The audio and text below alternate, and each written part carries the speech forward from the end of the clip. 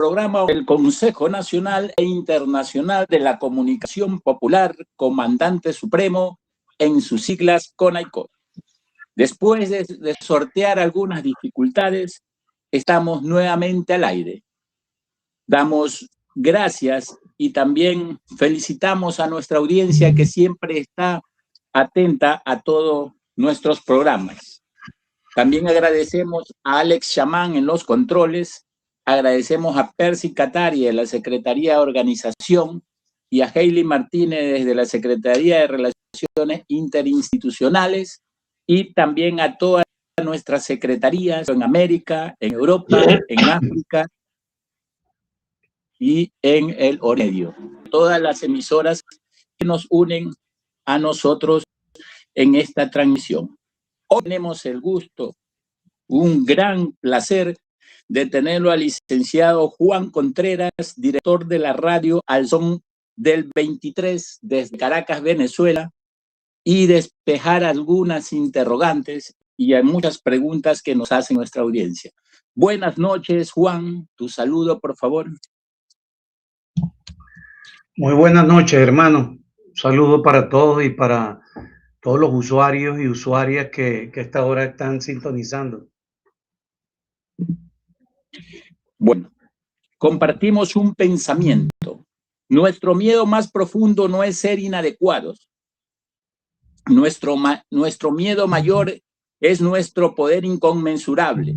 Es nuestra luz, no nuestra oscuridad, lo que nos aterra. Optar por la mezquindad no sirve al mundo. No hay lucidez en encogerse para que los demás no se sientan seguros junto a ti. Nuestro destino es brillar como los niños.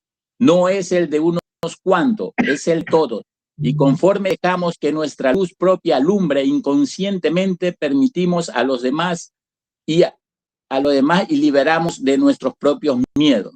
Nuestra presencia automáticamente libera a otros.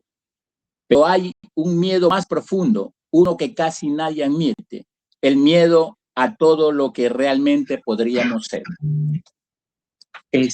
Luis, una pregunta, ¿nos puedes detallar un poquito cómo viviste el 3 de enero del 2026 con el secuestro del presidente Nicolás Maduro? ¿Y cómo vivió Venezuela dentro de sus fronteras? Mira, el día 3 en la madrugada, en mi caso en particular, me agarró despierto. Yo vivo en el barrio 23 de enero, ahí donde reposan los restos inmortales del comandante Hugo Chávez, y ahí está el cuartel de la montaña y además está el cuartel de las milicias. Y esa madrugada el bombardeo se sintió fuerte porque bombardearon el cuartel de las milicias. Ahí cerca de las 2 de la mañana comienzan los ruidos de los helicópteros, los ruidos fuertes, y más atrás se sintió el bombardeo. Ahí lanzaron dos bombas. Con la primera ya todo el mundo, los que estaban durmiendo se despertaron y los que estaban despiertos nos activamos porque de inmediato uno asoció las explosiones y el tema de los helicópteros. Bueno, hay un bombardeo, efectivamente el imperio está ingresando a Venezuela, está invadiendo a Venezuela y inmediatamente se prenden las alarmas. En particular, ¿qué hice yo en ese momento?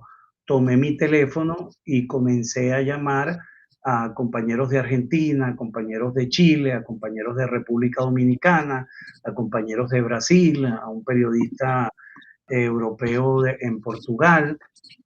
Me comuniqué con unos amigos en Italia también. Es decir, de inmediato lo que se me vino a la mente fue denunciar, informar lo que estaba pasando y que efectivamente Venezuela, la ciudad capital, Caracas, estaba siendo bombardeada en ese momento por el imperio norteamericano. Eso fue lo que me dediqué a hacer en ese primer momento. Por cierto, yo estaba viendo una película venezolana que se llama un subversivo latinoamericano que trata sobre el secuestro de un, de un funcionario militar norteamericano, un agregado que pasó en la vida real aquí en Venezuela, que se le secuestró para que detuvieran la ejecución de un vietnamita que iban a matar allá en Vietnam. Y aquí en Venezuela, la guerrilla venezolana se solidarizó, secuestró a este militar que era un agregado en la Embajada de Estados Unidos en la década del 60. Yo en la tarde estaba viendo esa película casualmente y en la madrugada se presentó esta situación. Exactamente, eso fue lo que hice. Lo primero que agarré fue el celular, comencé a llamar primero hacia los países latinoamericanos, luego hacia algunos contactos europeos que tenemos, que lo hemos ido construyendo a través de la radio Al Son del 23, y por supuesto después de ahí comenzamos a tejer la información, a comunicarnos con otras radios y con compañeros de diferentes sectores de la ciudad capital y del interior para ver qué había pasado en otras latitudes. Juan, la situación de Maduro y Cilia, no sé si tú has visto el avión presidencial, esa película, tiene añísimos, que secuestran al presidente de Kazajistán. Más o menos así sucedió con el presidente Nicolás Maduro. ¿Crees tú, Juan, que el mensaje que llegó del presidente legítimo sea real o simplemente esté distorsionado cuando el primer mensaje que le llegó desde la cárcel? Mira, es muy posible que sea cierto. Es un presidente en ejercicio, ¿no? Ellos utilizaron una narrativa que fue el tema del narcotráfico para poder justificar ante los ojos del mundo, así como lo hicieron en el año 90, 91 en Irak, donde se inventaron una narrativa que había armas de destrucción masiva y con ese pretexto ingresaron. Lo mismo pasó aquí. No dudo de que pudo haber la posibilidad de que el presidente se haya comunicado y que le hayan permitido pues enviar un mensaje que es lo que se ha estado diciendo hasta ahora. Es muy factible que sea y es muy factible que el presidente se encuentre, digamos, desde el punto de vista psicológico, con la moral en alto, y él sabía que esto venía y lo había anunciado en varias ocasiones y creo que estaba preparado, pues su firmeza, yo creo que pudo haber negociado y no lo hizo, pues prefirió enfrentar, arriesgar la vida para defender pues digamos el ejercicio del periodo presidencial que le toca, algo como lo que hizo Salvador Allende a una costa de su vida. Nuestra constitución establece que el periodo presidencial es de 6 años y el presidente fue elegido el 28 de julio del 2024, es el presidente en ejercicio y creo, estoy convencido que el presidente no negoció, pues porque no tenía nada que negociar. Juan, nos vamos a introducir un poquito más. De pronto yo sé que Venezuela está muy restringida. Pronto Venezuela hay un silencio sepulcral que podríamos llamarlo hasta cómplice, porque la lectura de afuera son diferentes, las preguntas son muchas. Entonces, por eso el programa La Voz de los Pueblos, nosotros hacemos las preguntas que los otros no quieren hacer. ¿Por qué crees que es a un presidente? ¿Por voluntad de Estados Unidos o por estrategia para dormir al pueblo? Disculpa, que ¿por qué presidente? Ya, ¿por qué crees que el presidente Nicolás Maduro aún tiene ese cargo? ¿Por voluntad de los Estados Unidos o estrategia para dormir al pueblo, para que el pueblo no se levante? Mira, es el presidente porque fue reelegido por el pueblo venezolano, por una mayoría que ganó el 28 de julio del 2024, y el periodo presidencial nuestro es de 6 años, que lo establece la Constitución de la República Bolivariana de Venezuela. Y precisamente ahí hay un artículo, el 233 de nuestra Constitución, que prevé la falta absoluta y prevé la falta temporal. En este sentido, nosotros no podemos hablar que hay una falta absoluta, porque en principio no ha renunciado ni está muerto. No es el mismo caso que ocurrió con el comandante Chávez, pues, que se partió físicamente. Entonces, no ha renunciado ni se ha muerto, sigue siendo el presidente. Entonces, pudiésemos decir que lo establece también el artículo 233, la falta temporal, y como la ley es interpretativa, pues nosotros pudiésemos decir que estamos frente a una falta temporal forzada, porque el presidente fue secuestrado, y nadie es secuestrado, digamos, a modus propio, porque quiera. El presidente, como lo ha dicho, se declaró un prisionero de guerra, y nosotros podemos decir desde acá que el presidente es un rehén del gobierno de los Estados Unidos, hoy bajo la administración de Donald Trump. Eso que hoy conocemos como el Estado profundo, ¿no? Donald Trump representa esa parte, ¿no? Esa, digamos, configuración de todo de toda esa parte financiera y militar, de toda esa corporación militar y financiera que representan al Estado profundo, ¿no? Y por eso sigue siendo el presidente, está secuestrado, es un rehén. Yo creo que hay que decirlo, ¿no? A veces cuando decimos del imperio, pero hay que decirlo, es un rehén del gobierno que está hoy en el ejercicio, los republicanos, de los Estados Unidos de Norteamérica, hoy bajo la administración del pedófilo de Donald Trump. Esa es la realidad. Así que sigue siendo el presidente. Se hizo una sentencia del Tribunal Supremo de Justicia, donde la vicepresidenta pasa a ser la presidenta encargada en este momento tan complejo de nuestra historia republicana. Sí, es un momento sumamente complejo donde que hay que hilar con bastante tino de cirujano. Hay que recordar que Trump le ha hecho un favor a Nicolás Maduro, Juan, porque mira, se hablaba mucho del dictador, se hablaba de las elecciones torcidas, se hablaba del ilegítimo, se habló todo eso de Nicolás Maduro en las elecciones, pero hoy en su secuestro hace que juramente Delcy Rodríguez, o sea, está avalando que el presidente legítimo de Venezuela, por voluntad popular, es Nicolás Maduro. Por supuesto, ellos allí digamos, se da a demostrar que es el presidente de Venezuela, si ellos lo quieran negar. Y es que con esta acción que ellos hacen, dejan al descubierto toda esa narrativa que utilizaron frente al mundo para justificar precisamente esa acción de guerra, que lo que fue una acción de guerra y una invasión contra Venezuela, que dejó 132 muertos, 100 venezolanos y 32 compañeros cubanos asesinados.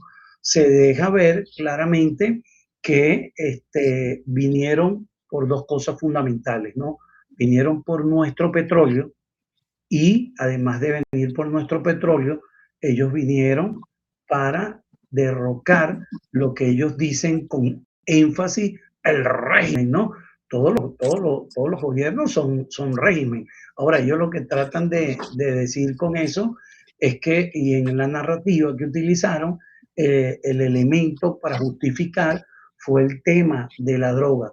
Cuando nosotros vemos el balance de la operación que ellos hicieron, en ningún momento nosotros no, entregaron ningún parte de, digamos, de guerra en el sentido de decir, bueno, fueron anuladas o descomisadas tantas toneladas de droga o fueron inutilizadas tantas pistas clandestinas o pistas que por donde envían la droga, sino directamente ellos se van y el parte que entregan es un plan que está en 3 fases. Un plan de la administración Trump que la ha venido repitiendo tanto el señor Narco Rubio como el pedófilo que hoy está al frente de la Casa Blanca, ¿no? El primero sería estabilizar y evitar el caos, que a veces la gente no lo entiende, pero en ese primer punto nosotros podemos decir que coincidían, ¿no? Ellos hablan de la estabilización y de evitar el caos y que no les pase como les pasó en Irak, que se empantanaron y a la final tuvieron que salir de Irak. Nosotros decimos, hay coincidencia porque para nosotros también necesitamos ganar tiempo para reconstruir nuestro tejido social. El segundo punto que ellos hablan, que ya lo están llevando a cabo, tiene que ver con la comercialización del petróleo, que en definitiva fue lo que vinieron a buscar, apoderarse del petróleo venezolano. Es bien sabido en el mundo entero que Venezuela hoy tiene las mayores reservas de petróleo en el mundo. Y aquí pudiésemos agregar otro comentario más, ¿por qué hoy están en Asia Occidental?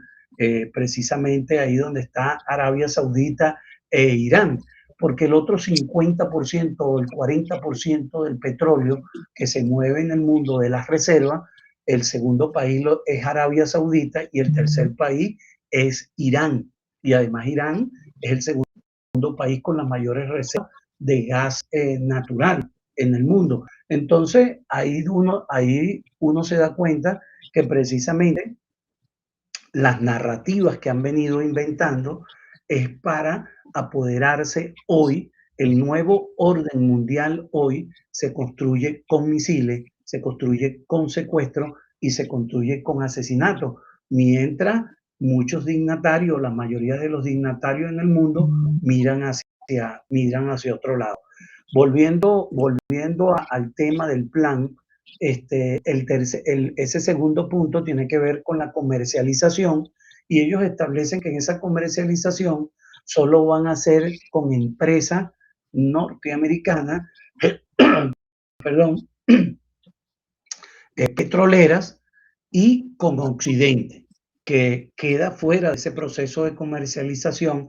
A partir de ese momento, la comercialización con Rusia, con China, con Irán y cero petróleo para Cuba, que no debería, digamos, de asombrarnos, porque ya en diciembre, a mediados de diciembre, Trump habló del corolario Trump y ya hablaba que en esta parte del continente o en nuestro continente, a partir de ese momento, para la seguridad de los Estados Unidos de Norteamérica, era esencial romper los lazos de comercialización que China, Rusia e Irán venían estableciendo con América Latina. Eso no nos debe sorprender porque ya lo había anunciado. Y el tercer plan, la tercera fase de ese plan tiene que ver con lo que ellos llaman la transición, que la transición no es otra cosa que ir a un proceso electoral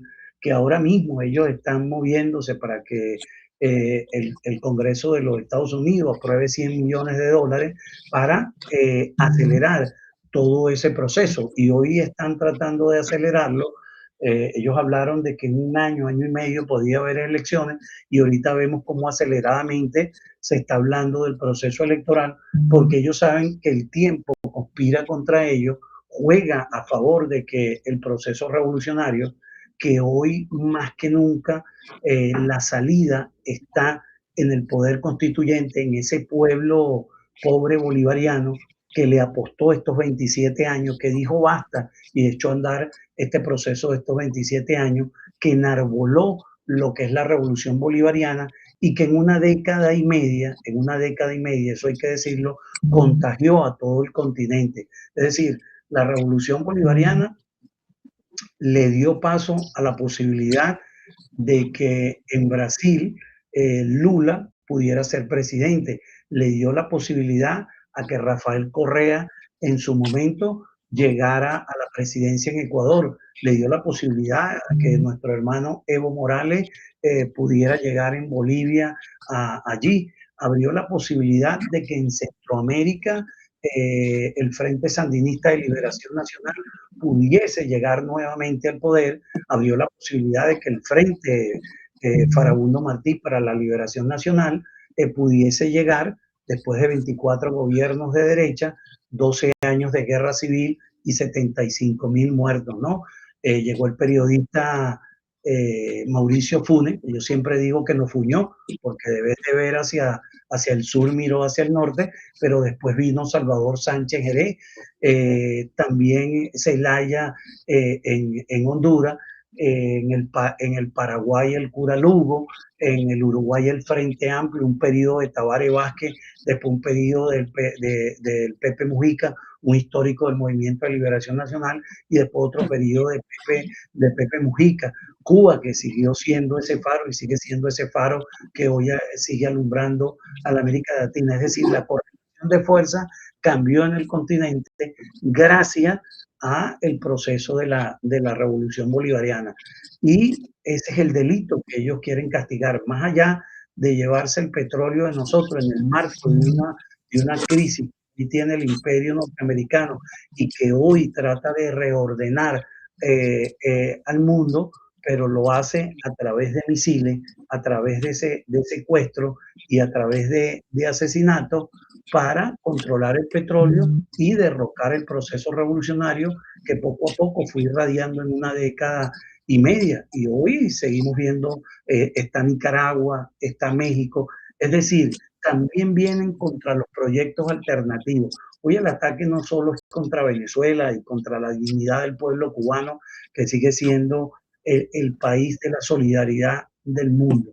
Acabar contra esos ejemplos, como ellos dicen y acusaron a Venezuela, que Venezuela era una amenaza inusual. Lo dijo Barack Obama por allá en el 2015 y ahora el 18 de febrero, este pedófilo acaba de volver a ratificar que Venezuela es una amenaza inusual y mucha gente, yo creo que en su momento se rió y que todos no lo entendimos, pero hoy entendemos que precisamente en una década y media, si prendió la revolución bolivariana en todo el continente, eso amenaza al modelo cultural y al modelo político que hoy mantiene el gobierno de los Estados Unidos de Norteamérica, que representan al imperio, al enemigo de la humanidad. El imperio norteamericano y el Estado sionista de Israel se han convertido en los enemigos de la humanidad. Es verdad, Venezuela siempre ha sido una amenaza para el sometimiento el sometimiento que impone Estados Unidos a todas las naciones. Estados Unidos, después de ser el experto en noticias falsas, se confió, su exceso de confianza le hizo cometer ese error en donde al estigmatizar el proceso bolivariano, a señalar a Nicolás Maduro, lo hizo y lo convirtió en un mártir.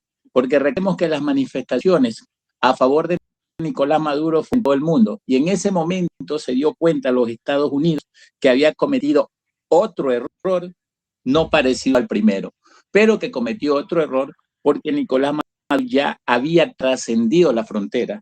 Como lo dijo Chávez a Rafael Correa, cuando votó las bases norteamericanas de Ecuador, le dijo, esto jamás te van a perdonar los gringos. Los gringos jamás le van a perdonar el proceso bolivariano, a la revolución bolivariana, haber sido el faro, la hija mayor de Cuba, en donde nos enseña que el socialismo del siglo XXI, el progresismo, son las únicas formas de gobierno para destruir esa brecha social y dar dignidad al pueblo. Juan, Estados Unidos no comete el mismo error dos veces. Recordemos que cuando le hicieron el golpe de Estado a Chávez, quedó la oposición gobernando. ¿Qué sucedía si Estados Unidos secuestra a Chávez, a Nicolás Maduro, y hubiera dejado a Corina Machado o a Edmundo González como presidente? ¿Qué hubiera sucedido dentro de Venezuela? Mira, en principio hay que decir que son dos momentos totalmente diferentes, ¿no? El comandante Chávez tenía un carisma y un liderazgo enorme y la gente se volcó a la calle. Este momento nos agarra Pero, en el marco. discúlpame que te interrumpa un ratito, Juan. Recuerda que Chávez quedó ya en territorio, casi en territorio venezolano. Nicolás Maduro no está en territorio venezolano. Claro, claro. Exacto, hay diferencias y el momento político pues es otro.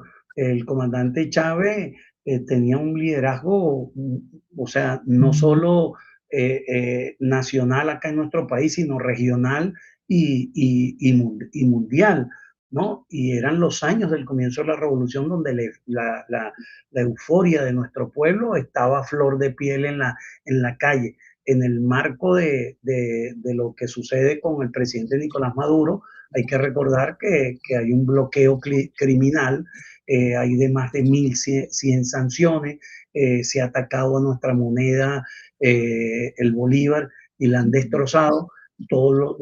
Con eso nos han puesto con el dólar negro a sufrir, es decir, la economía venezolana y el tema de la cesta básica para nuestro pueblo. Entonces un pueblo golpeado en este momento, que no sucedió con el tema del liderazgo del comandante Hugo Chávez.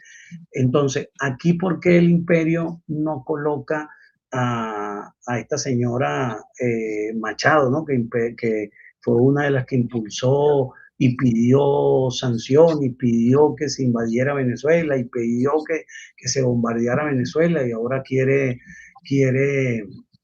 regresar? La llevada del presidente Maduro hacia allá demuestra también el miedo que ellos tienen, ¿no? Y que la única oportunidad que ellos tienen para poder gobernar Venezuela o meterse en Venezuela era bombardear y secuestrar al presidente Nicolás Maduro, bajo esa narrativa que ya todos sabemos que se inventaron del tema del narcotráfico. Entonces, son dos momentos diferentes. Un pueblo muy golpeado por el tema de las sanciones, muy golpeado por el tema de económico, del bloqueo, y que la gente no entiende. Pues nosotros hemos vivido 27 años de un proceso, pero que desde el mismo momento que gana el comandante Hugo Chávez, se puso en la mira del imperio norteamericano con los sectores fascistas venezolanos. Hay que recordar que el presidente gana el 6 de diciembre del año 98, y ahí mismo se estaba tejiendo la posibilidad de un golpe de Estado a través del comandante del ejército, Rojas Pérez, que era yerno del expresidente Caldera, y que tenía entre sus planes dar un golpe de Estado y no reconocer el triunfo del comandante Hugo Chávez. Luego, el 11 de abril del 2002, vino el golpe de Estado, luego el paro petrolero, la huelga general. 2014 y 2017 fueron dos momentos muy, muy complejos luego de la partida del comandante Hugo Chávez en el 2013, porque 2014 y 2017 hicieron las guarimbas, y esas guarimbas fueron acciones insurreccionales para tratar de derrocar al presidente Nicolás Maduro. Luego, en el 2018, trataron de volar al presidente Nicolás Maduro con unos drones en un desfile militar el 4 de agosto del 2018. En el 2019 hicieron la Operación Gedeón, trataron de entrar un grupo de mercenarios colombianos, algunos mercenarios norteamericanos y algunos policías y militares que ya se habían ido de baja o que ya les habían dado de baja, para tratar de invadir nuestras costas. Y luego este zarpazo el 3 de enero. Es decir, durante 27 años el acecho contra la revolución bolivariana ha sido permanente. O sea, nunca la ultraderecha y el imperio norteamericano había desistido en tratar de derrocar a la revolución. Y eso hay que verlo, ¿no? Y hay que difundirlo ante los ojos del mundo. No estamos en un momento normal, y no es normal porque un país que es invadido, un país donde se le secuestra al presidente, y una cosa que debería de verlo los demás dignatarios, porque también les puede suceder a ellos. Este señor juega hoy a ser Dios, ¿no? Con un botoncito que tiene, declarándole la guerra a todo el mundo a través hoy de poner un orden internacional basado en el robo de la riqueza de los países petroleros. Yo creo que eso hay que denunciarlo, hay que decirlo hasta la saciedad, porque la gente a veces no lo entiende, y a veces también hablar del imperio norteamericano, que es algo así como abstracto, hay que decirlo. El gobierno de los Estados Unidos de Norteamérica llevó a cabo un acto de guerra a través de una invasión y secuestró al presidente y secuestró a la diputada Cilia Flores, y se los llevaron como rehenes.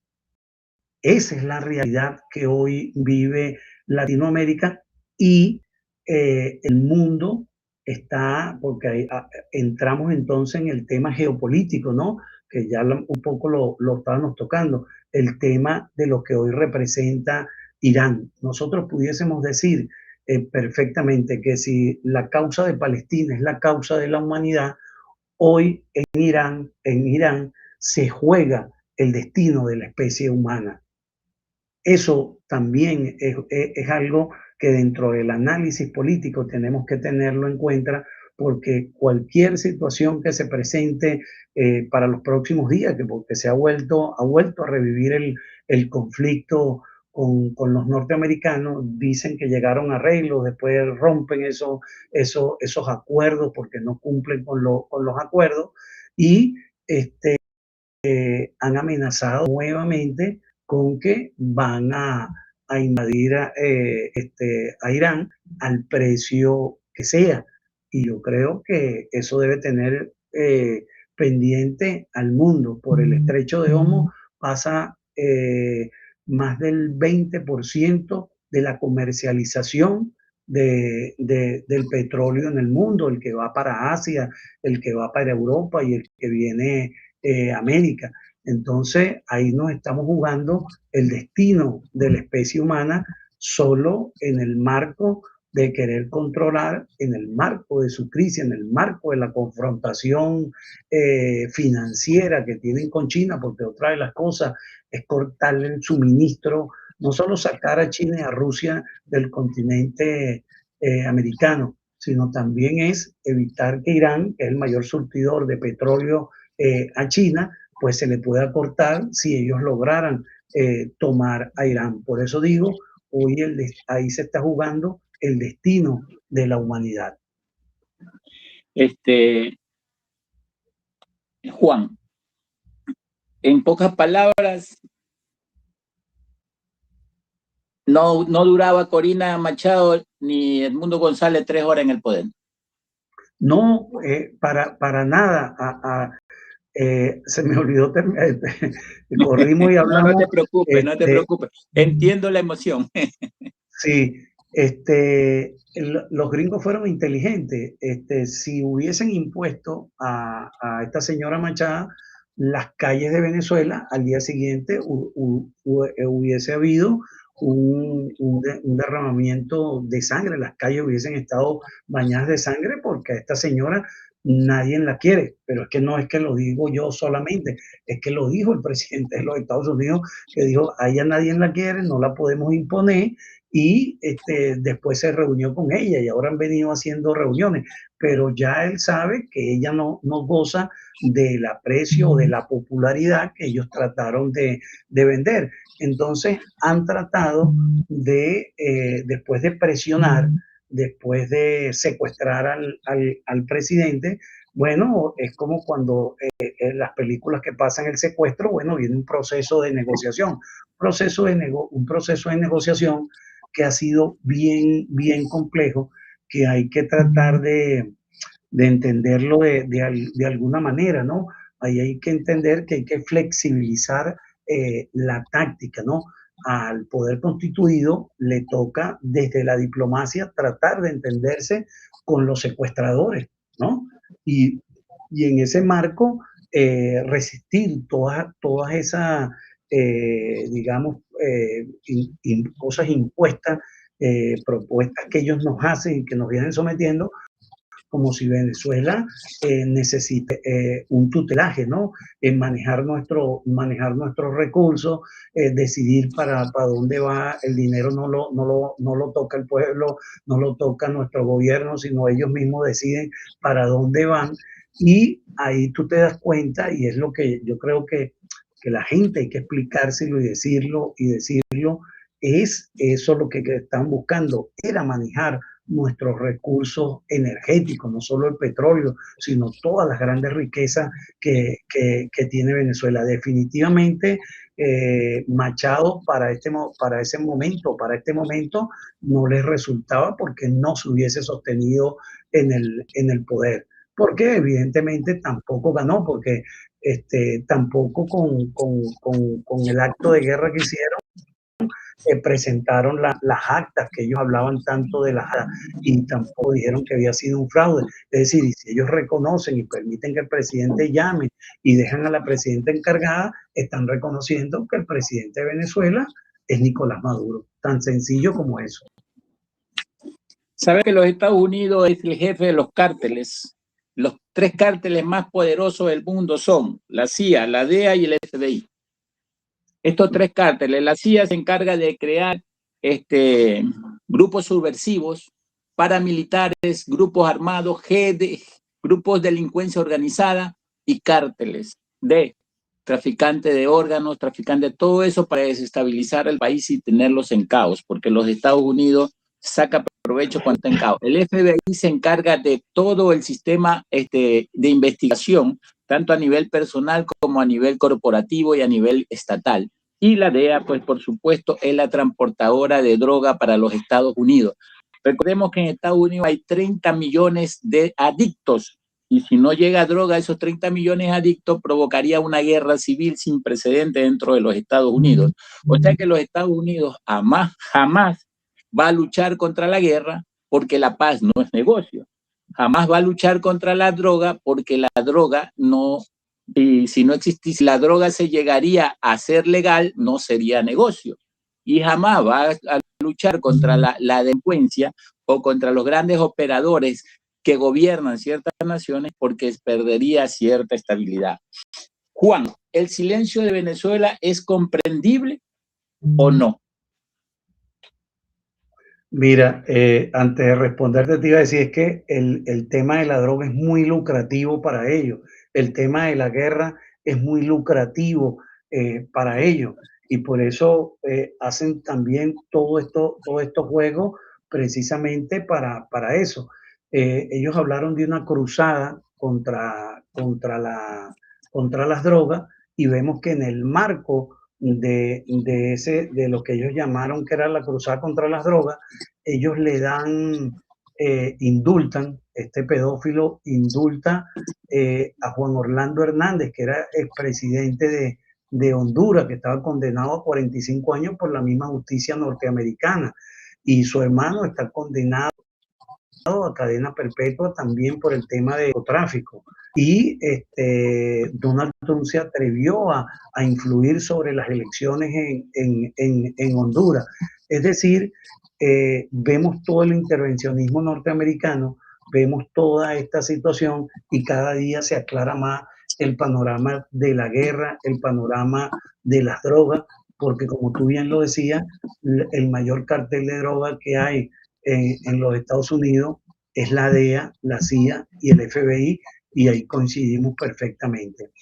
El silencio que tú me dices, el silencio que hay en Venezuela, depende de cómo lo ves, ¿no? Hay un gobierno que te lo estaba tratando de explicar ahorita, el poder constituido se maneja de otra manera, con el término diplomático, bajo las amenazas que si te sales de ahí vuelves a bombardear, vas a asesinar, vas a hacer eso, y bueno, ellos han tenido una postura, pero el poder constituyente, que es el pueblo, son la inmensa mayoría de este pueblo, esa inmensa mayoría que en estos 27 años dijeron basta y echaron a andar este hermoso proceso, está en la calle movilizándose.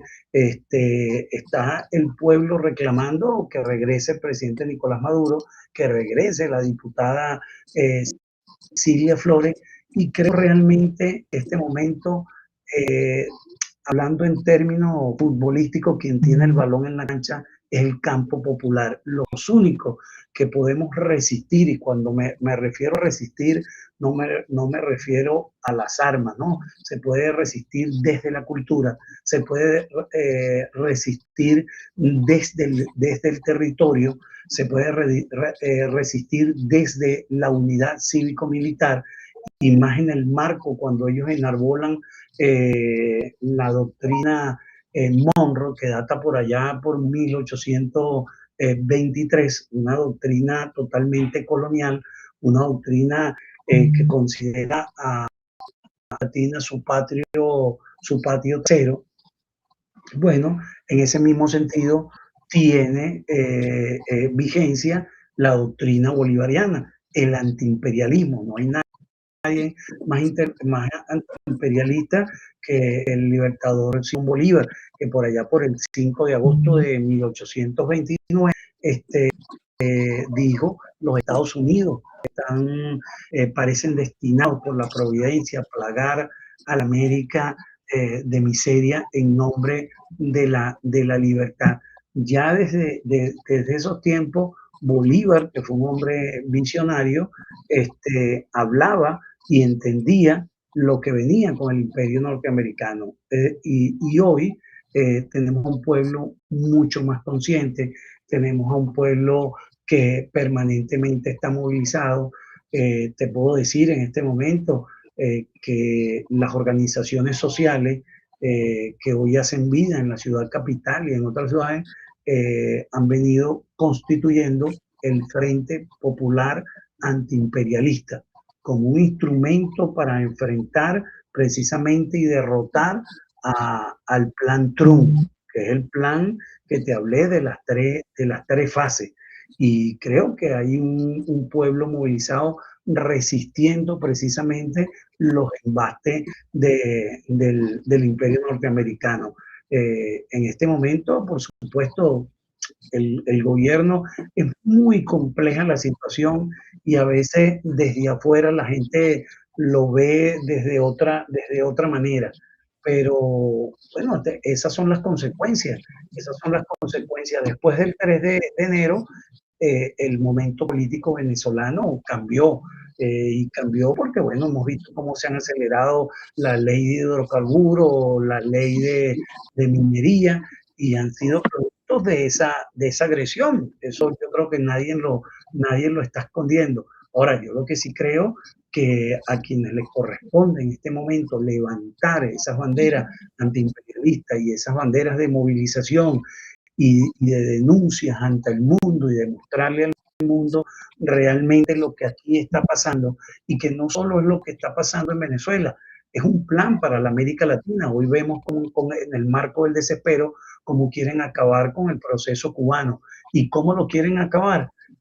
Asfixiando su economía, impidiendo que no llegue una gota de petróleo, y el mundo mira para otro lado, como hace un año miraba para otro lado cuando se estaba llevando a cabo el genocidio contra Palestina. Yo creo que hoy más que nunca hay que continentalizar la lucha en nuestro continente, porque vienen por nuestra reserva en el marco de su crisis, en el marco de la disputa con China y con Rusia por la hegemonía mundial, y porque en definitiva no quieren un mundo multipolar, y se quieren imponer, bueno, a sangre y fuego, a la barbarie, regresar a la barbarie, y hoy utilizan los misiles, la inteligencia, la doctrina Monroe, la doctrina de guerra de multidominio y mosaico, que fue la que aplicaron en Venezuela, que tiene 3 líneas estratégicas, tiene que ver con la tecnología, y ahí en la tecnología con los drones, los robots, con la información, que es el tema de la guerra cognitiva, todas las amenazas que han hecho, el bloqueo aéreo, el bloqueo marítimo contra Venezuela, y esa distorsión de los falsos positivos y de las mentiras que transmiten, y la coordinación, que fue la que aplicaron con el grupo de fuerzas especiales Delta, con el FBI y con otras fuerzas para meterse a Venezuela. Hoy todas esas doctrinas de guerra y el bloqueo y todo eso es para mellar y hacer rendir a los pueblos, como quieren hacerlo con Cuba, con Venezuela, pero es hacia Latinoamérica. Y los gobiernos de la ultraderecha, el fascista de Milei, Daniel Noboa en el Ecuador, hoy tenemos un cuadro bien complejo. Sin embargo, creo que tenemos una oportunidad desde el campo popular y revolucionario de nuestros pueblos. Es verdad, los Estados Unidos siempre ha sido el pirata, el saqueador de la humanidad, no solo de América, sino que quiere contener América. Y sabemos que es un imperio herido, de muerte. ¿Por qué razón? Porque ya está tocando sus reservas de petróleo, y recordemos que el dólar se fortalece en el petróleo. Ellos pueden emitir dólares las veces que les dé la gana porque solo se respalda en el petróleo. Es muy diferente cuando una moneda se respalda en el oro, porque si no tienes las reservas necesarias para pagarla, no puedes emitir. Y ellos se encargan de emitir eso. ¿Cómo podemos explicar que hoy en Venezuela se vende más petróleo y el petróleo está a $120 y no ingresa más dinero, sino que con Nicolás Maduro, que se vendía a $50, ingresaba más dinero todavía? O sea, ahora yo me pregunto, ¿dónde está esa oposición que brava con Nicolás Maduro? ¿Dónde está para que salgan a reclamarle a los Estados Unidos? ¿Por qué se le llevan? Me di cuenta y entiendo que reclaman que hay una dictadura, pero no que reclaman la dictadura, reclaman es quién ejerce la dictadura. Si los Estados Unidos ejercen la dictadura, estos de oposición están felices, brincan, saltan, porque eso les gusta. Pero si la dictadura va para beneficio de la mayoría, supuestamente, entre comillas, dictadura, que no hay dictadura, porque cuando tú consultas al pueblo, cuando tú le pides al pueblo qué obra quiere, eso no es dictadura, eso se llama democracia participativa. Y es el ejemplo que ha hecho Venezuela en todos estos 25 años. Democracia participativa donde el pueblo elige, a donde el pueblo se le consulta. Y a eso a ellos le llaman dictadura. ¿Por qué le llaman dictadura? Porque no le dejan robar, porque le quitan sus privilegios. Los ricos, cuando pierden sus privilegios, son peor que las hienas, te atacan en grupo para destrozar. ¿Ya?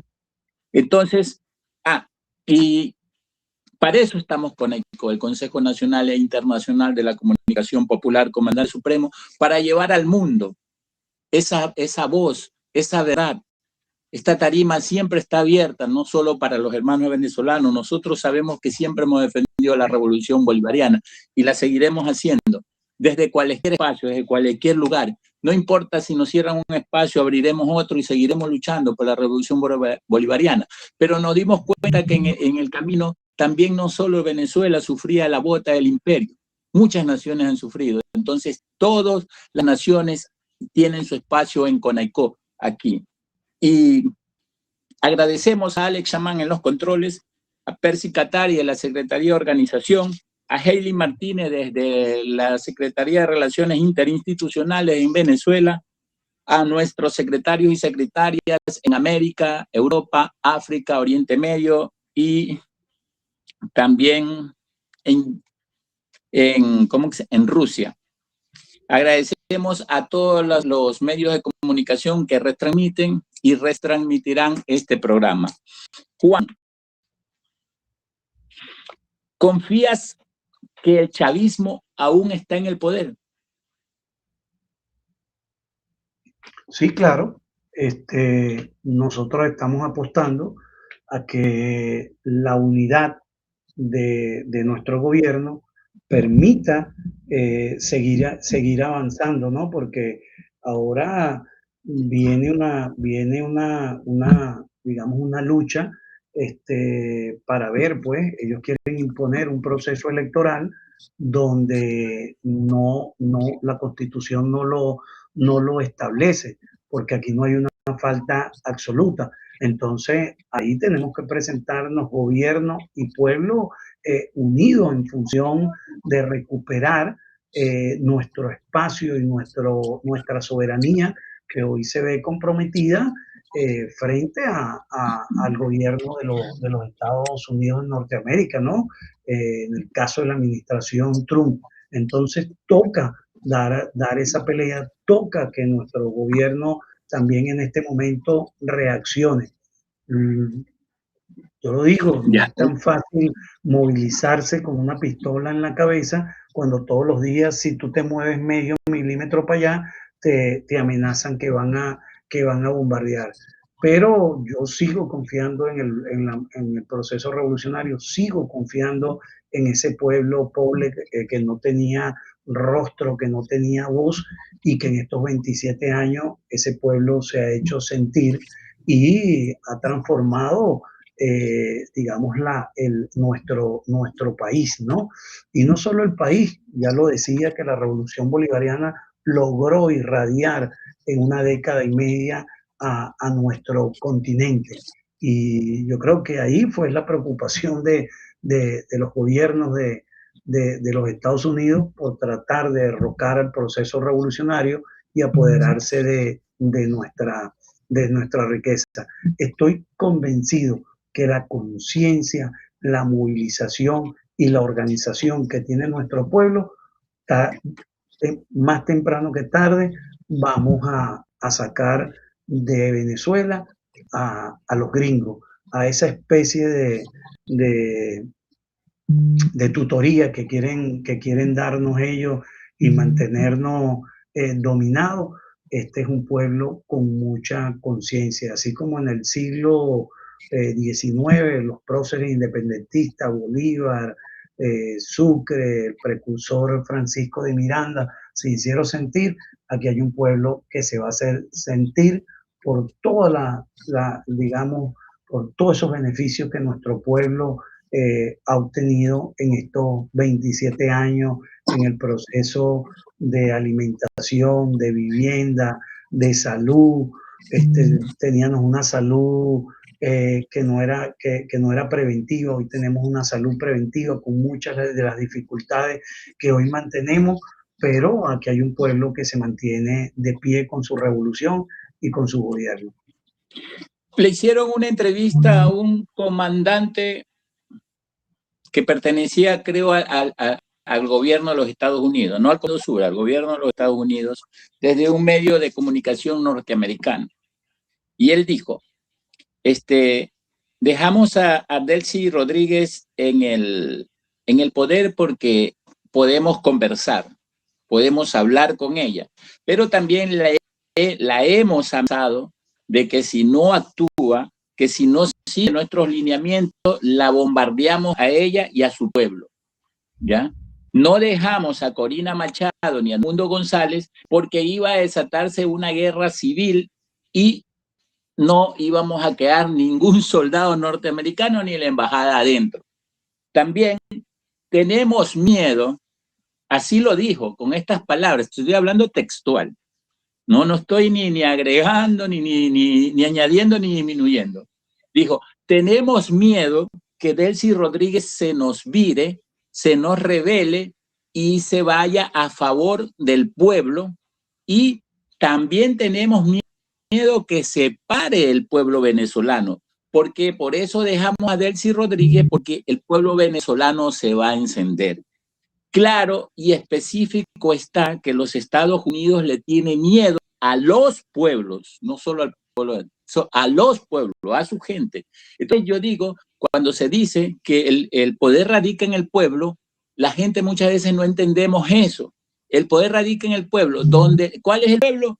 En medio, la izquierda, la derecha, políticamente hablando. Si el pueblo se va a la derecha, vamos a tener gobiernos de derecha con leyes de derechas. Si se va a la izquierda, vamos a tener gobiernos de izquierda con leyes que favorecen a la mayoría. Entonces es el pueblo el que siempre tiene el poder. ¿Por qué te adelanté esto? Porque te voy a hacer esta pregunta, un poquito delicada, pero para eso estamos aquí, para despejar las dudas, para tratar de explicarle a la gente las muchas interrogantes que se hacen. ¿Por qué crees que Delcy se quedó en el cargo? Bueno, primero porque era la vicepresidenta. Ella era la vicepresidenta. Si no está el presidente, no sé, habría que recordarnos cuando partió el compañero presidente Hugo Chávez, el comandante, se muere, pues, parte físicamente. ¿Quién era el vicepresidente? Nicolás Maduro. Ahí había una falta absoluta. Se esperó el tiempo que establece nuestra constitución y fuimos a un proceso electoral y ganó el presidente Maduro. Ella se queda en el cargo porque es la vicepresidenta y porque el Tribunal Supremo de Justicia hace una sentencia donde dice que a partir de ese momento y no establece temporalidad, ojo, es la presidenta encargada de la República Bolivariana de Venezuela. Yo lo que creo que hay mucha guerra cognitiva, ¿no? Esto tiende a crear mentiras, a crear esa fábula sobre las traiciones, ¿no? Y pudiésemos ubicarnos en 1900, creo que fue 1983, cuando le dan el golpe a Grenada. Es lo mismo que ahora, una cantidad de mentiras, que si este sector donde está Mario Bicho está negociando, que si el otro será, y terminaron matándose entre ellos, que es lo que ellos quisieran. Por eso hablan y tratan bueno, a Delcy la dejaron porque Delcy fue la que la colaboró. Eso no está establecido, eso no lo ha dicho nadie. Lo bueno que aquí está el presidente, pero están tratando de crear toda esta confusión precisamente para distorsionar, para dividirnos, y ahí era donde yo decía que hay que ser flexible en la táctica, ¿no? Pero malicioso en la estrategia. No podemos nosotros dejar de pasar por pendejo o pasar por pendejo con lo que está sucediendo, que no entendamos el momento político, del tutelaje, de la presión que hay, de esas amenazas de bombardeo, pero yo sí creo que ellos están bien claros. O sea, ellos fueron inteligentes porque lo dijo Donald Trump en unas escaleras del avión, que no nos pase como le pasó a Irak.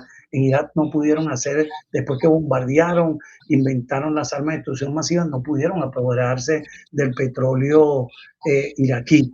Y hoy tienen ese miedo, que este pueblo se levante. Y yo confío en el buen juicio de nuestro pueblo, que es un pueblo noble, que es un pueblo que ha caminado estos 27 años, que ha construido y que entiende que el sujeto protagónico de este proceso es el pueblo. Pero más allá de eso, yo creo que entiende el llamado de la articulación de nuestra América. Y precisamente, mira, en este año se cumplen los 200 años del Congreso Anfitriónico de Panamá, ¿no? Y es propicio en este marco convocar a ese Congreso de Panamá, convocar a la articulación de nuestros pueblos de nuestra América para resistir frente a esta agresión imperial. Por eso te digo, una cosa es lo que establece la ley, una cosa es cómo se maneja el poder constituido, y otra cosa es el pueblo, ese pueblo que cada día reclama los cambios y que ya no se va a dejar arrebatar el proceso bolivariano. Ese mismo comandante dice, y tendremos a Delcy Rodríguez en el gobierno hasta que venga un gobierno de transición y podamos legítimamente poner a Corina Machado o a Edmundo González en el poder. Ahora, la pregunta ¿es o no un gobierno de transición, y cuál es el riesgo que corre Venezuela con esa jugada?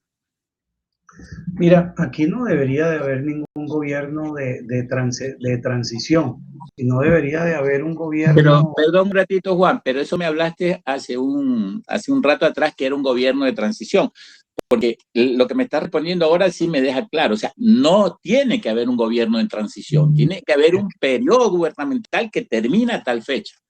Sí, pero yo creo que me entendiste mal porque yo te dije desde hace rato, te estoy diciendo que la Constitución establece un periodo de 6 años, que no se puede ir contra la Constitución.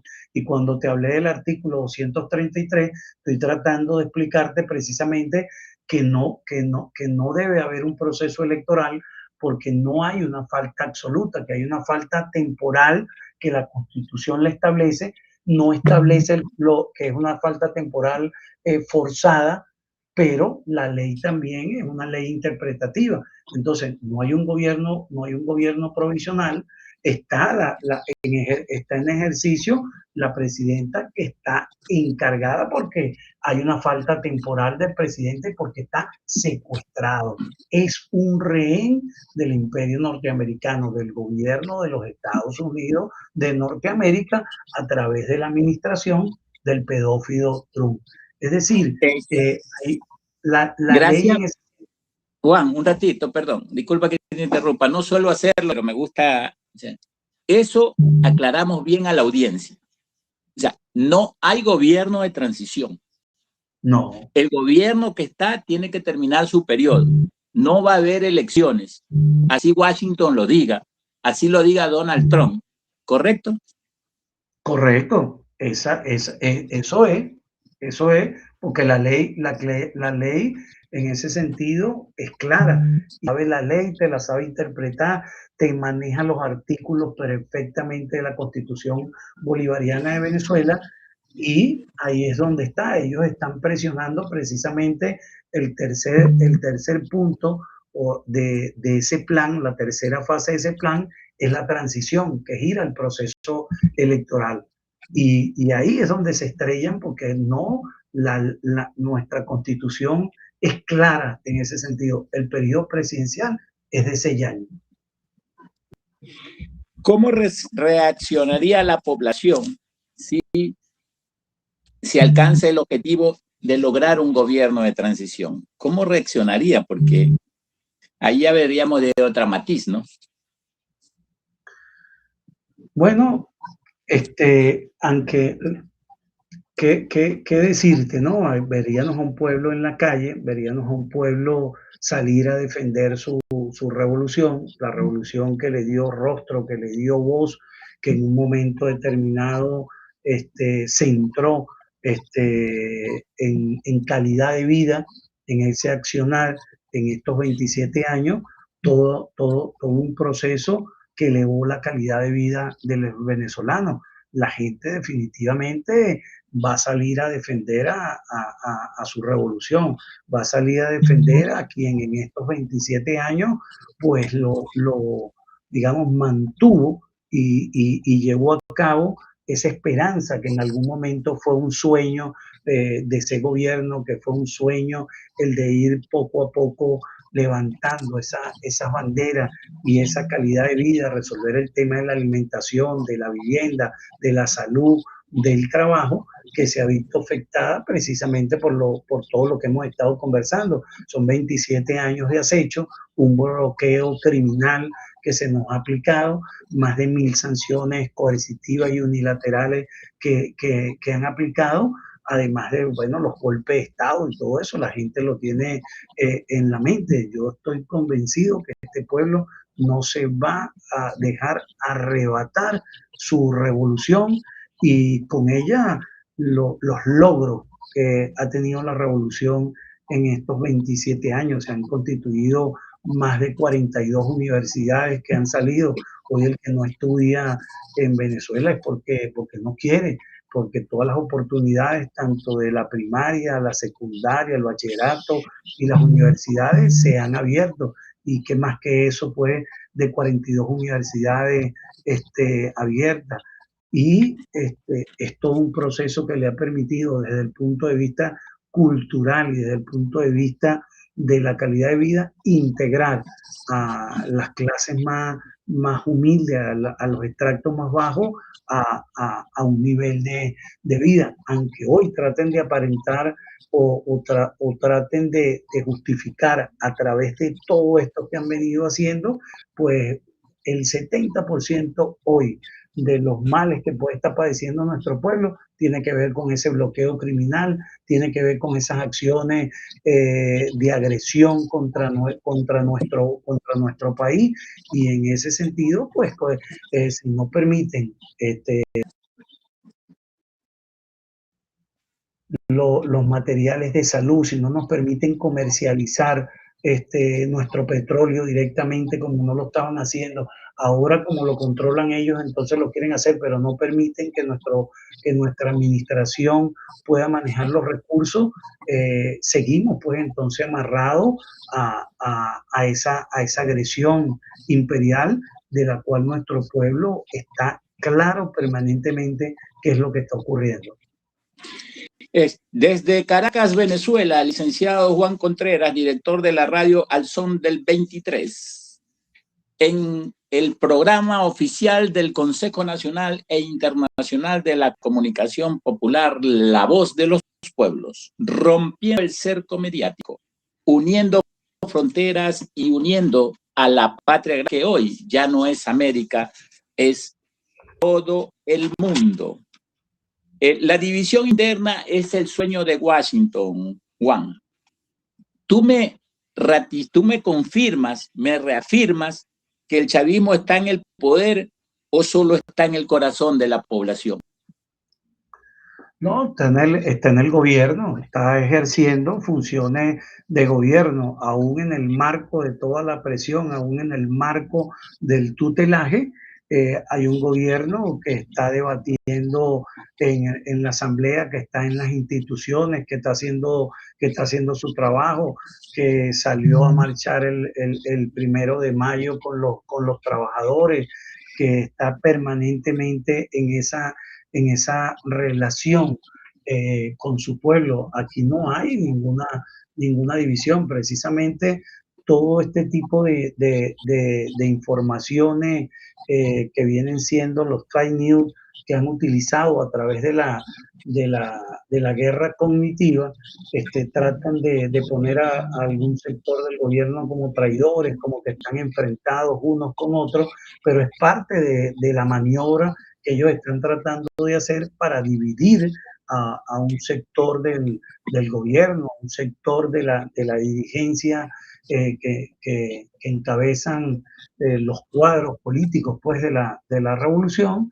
para que precisamente entrar en la discordia, entrar en el caos. Yo creo aquí tenemos que estar convencidos que el enemigo número uno en este momento es el imperio norteamericano, no es nuestro gobierno. Nuestro gobierno está haciendo lo que puede en el marco de la diplomacia que le corresponde como poder constituido, y nuestro pueblo también está haciendo lo que les corresponde: movilizarse, resistir frente a la agresión imperial. Aquí no hay divisiones.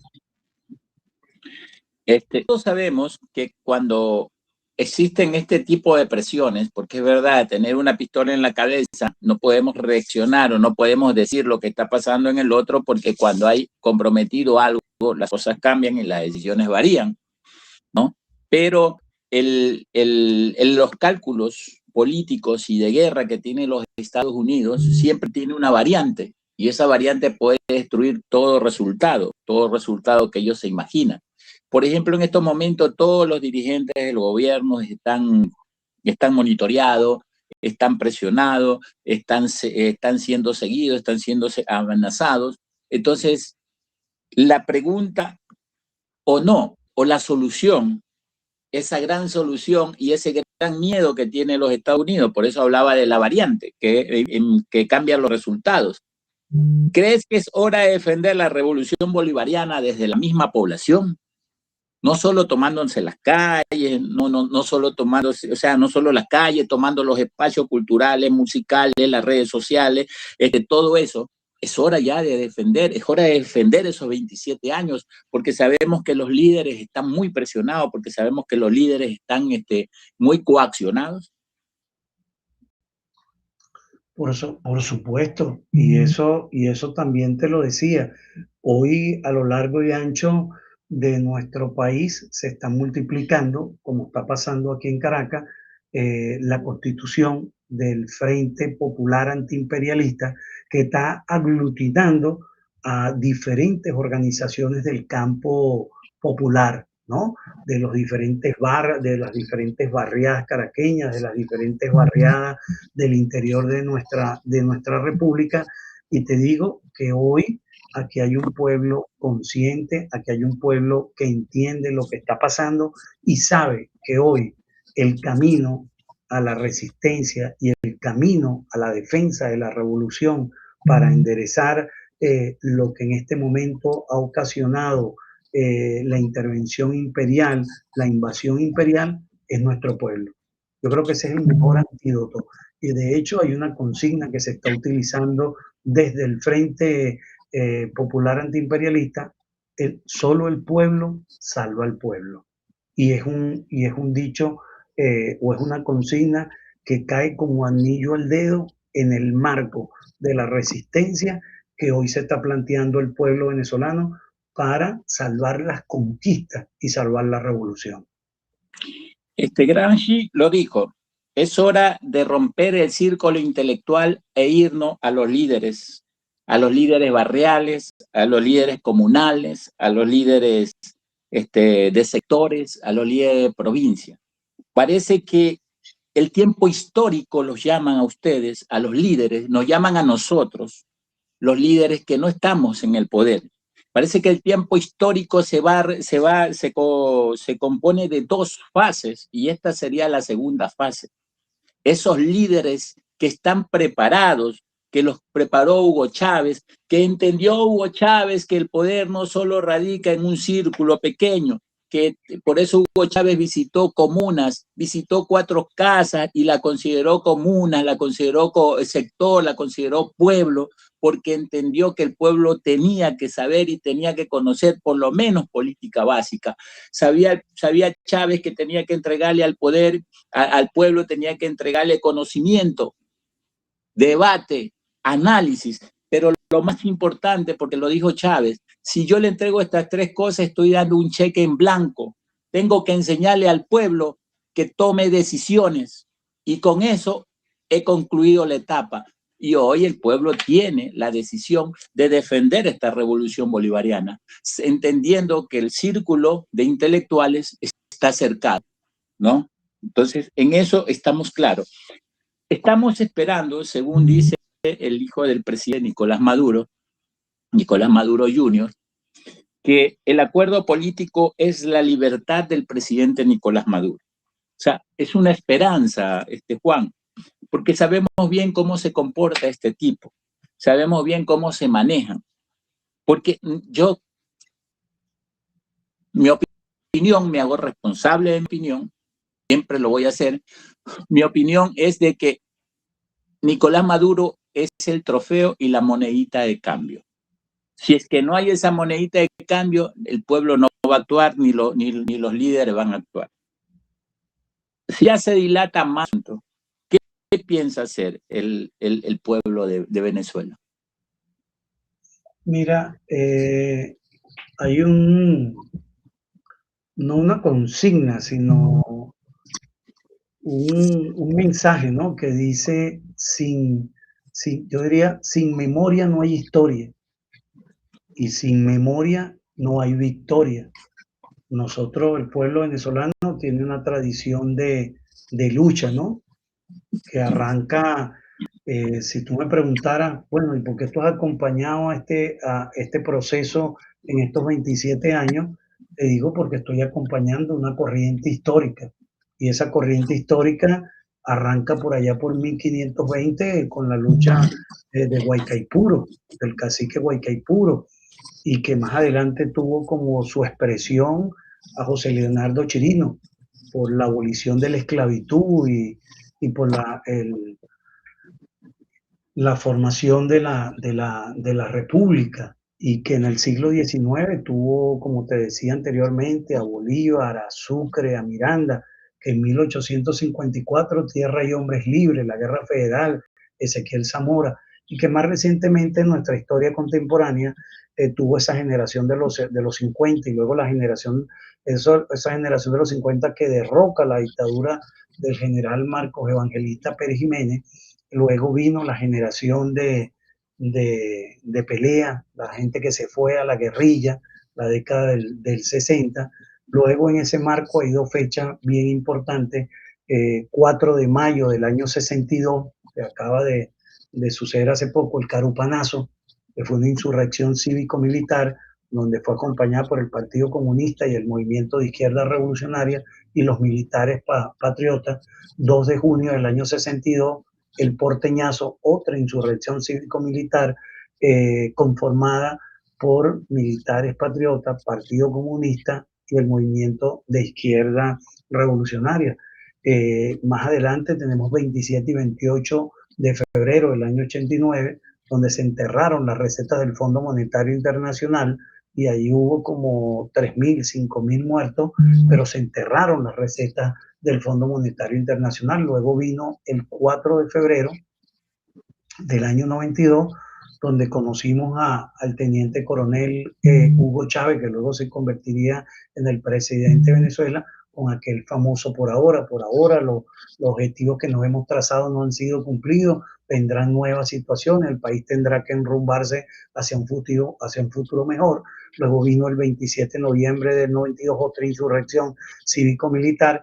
30 años atrás en la historia, hubo 4 de mayo del año 62, Carupanazo y Porteñazo 2 de junio, y 30 años después se presenta el 4 de febrero y el 27 de noviembre. Y luego el 6 de diciembre del año 98, donde llega al gobierno, pero no al poder, y luego se fue fortaleciendo en esos 27 años el gobierno revolucionario que encarna el proceso bolivariano. En el marco de esa corriente histórica es que nosotros nos encontramos. Y yo me atrevería a decir que lo que no ha entendido el imperio norteamericano ni ha entendido la ultraderecha, que el problema no era el comandante Hugo Chávez. El comandante Hugo Chávez lamentablemente partió muy, muy joven físicamente el proceso. Hoy el presidente Nicolás Maduro está preso en una cárcel federal de las cárceles del imperio, y aquí está el proceso y aquí sigue un pueblo batallando. ¿Quién sale a votar? La mayoría del pueblo. ¿Quién ha sostenido este proceso durante estos 27 años? El pueblo venezolano. No fue la figura de Chávez o fue la figura del presidente Nicolás Maduro. Ha sido el pueblo que dijo basta, y lo voy a seguir repitiendo. Dijo basta y echó a andar este hermoso proceso que hoy estamos viviendo los venezolanos, y estoy convencido de que este pueblo va a defender su revolución y va a defender las conquistas que nos hemos dado. Definitivamente no se trata de un hombre, ni se trata de dos hombres, sino se trata del destino y de la historia de un pueblo que a lo largo de todos estos años ha construido una corriente histórica que le ha permitido en este momento mantenerse dentro de ese proceso y de esa esperanza de cambio por una sociedad mejor. Juan, hay que tener en cuenta algo, que con los Estados Unidos no se puede confiar. El momento de que Estados Unidos te está hablando bien y te está apuñalando. Recordemos que si Delcy Rodríguez y todos los que forman parte del gobierno, porque si hay una diferencia entre poder y gobierno. Gobierno es porque tú estás ahí nomás en la casa gobernando ciertas cosas, pero tener el poder es tener el poder de todas las instituciones. Esa diferencia es grande, es inmensa. Y es lo que quiere hacer los Estados Unidos, dejar un gobierno chavista y tener él el poder. Ya, entonces hay que tener mucho cuidado, porque en el momento que Delcy ya no sea necesaria, te imaginas lo que le va a pasar. Entonces tendría que buscar al pueblo, el pueblo respaldar a sus gobernantes, respaldar a su gobierno en el poder y defender esta revolución. Juan, lastimosamente en estos espacios el tiempo es corto, nos quedan muchas interrogantes, pero bueno, esperemos pues ir avanzando con estos programas y con los hermanos venezolanos también y venezolanas, y muy pronto pues volvernos a sentar aquí en este espacio, Juan. Tu despedida, Juan, y tu mensaje, no solo para los hermanos y hermanas venezolanas, sino para el mundo entero. Bueno, primero agradecer a la CONAICOT la oportunidad, ¿no?, de este intercambio y de la posibilidad de llegarle, ¿no?, y decir las verdades desde el barrio, desde los campos, desde las zonas indígenas, de lo que hoy es la realidad venezolana que se ha tergiversado de una manera tal. Mi llamado sería, en principio, a la articulación y a la unidad del campo popular latinoamericano, porque es el mismo pueblo. Hoy es Venezuela, ya se habla de los preparativos para agredir a Cuba y en definitiva vienen por nuestros recursos en nuestra América. Así que es la hora de nuestros pueblos, más allá de la diplomacia de los gobiernos y de los dignatarios, está la diplomacia de los pueblos. ¿Cómo vamos construyendo ese camino para la articulación y la defensa de nuestros procesos y de nuestras revoluciones? Y por supuesto que eso entra dentro de lo que hoy geopolíticamente está sucediendo. Nosotros tenemos que ser solidarios hoy con el pueblo de Irán, que está resistiendo al enemigo más feroz que ha conocido la humanidad, camino y esa solidaridad para Palestina, que es la causa de la humanidad. Y ya tenemos claro entonces que hay dos enemigos de la humanidad, el Estado sionista de Israel y el imperio norteamericano, hoy marcado por la administración del pedófilo Trump. Así que no nos queda más que seguir resistiendo, seguir levantando las banderas de nuestra historia y de nuestras luchas frente a un enemigo. No van a poder con nuestros pueblos. Aquí hay pueblos que están parados de pie y siguen resistiendo y vamos a resistir hasta vencer. Todavía nos espera un ratito, no te vayas. Pensar distinto no es un delito. El valor urgente es el pensamiento crítico. En tiempos donde opinar parece más fácil que escuchar y reaccionar más rápido que comprender, el pensamiento crítico se convierte en una necesidad urgente, casi en un acto de resistencia.